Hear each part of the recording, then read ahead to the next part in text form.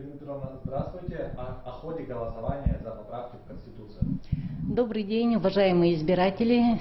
Сегодня на 15 часов проголосовало 311 426 избирателей, что составило 47,38%, что на 4% выше, чем сводка на 12 часов.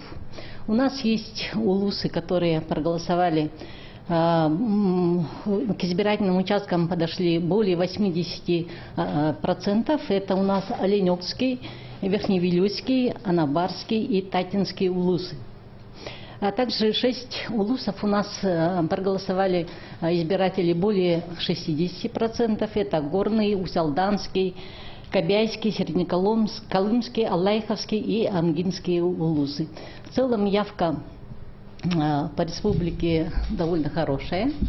Так, и что хочу сказать, что у нас все участки с 8 часов, все 820 участков работают до 8 часов.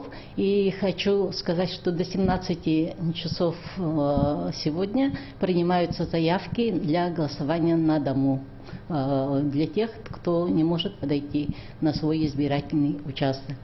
И дополнительно хочу сказать, что у нас в городе Якутске в 42 избирательных участках установлены КАИБы, и 117 во всех участках города Якутска ведется видеонаблюдение.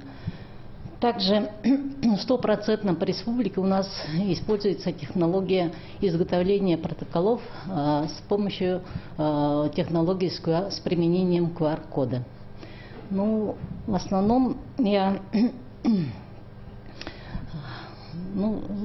такая сводка на 15 часов. Спасибо большое.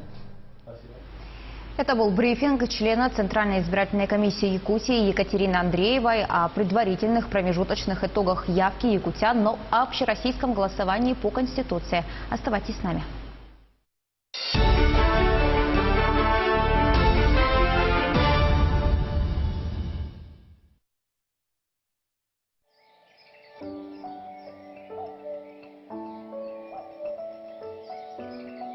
В моей Якутии проживает 129 разных национальностей. Все они живут в мире и согласии. У народа есть один дом – Родина.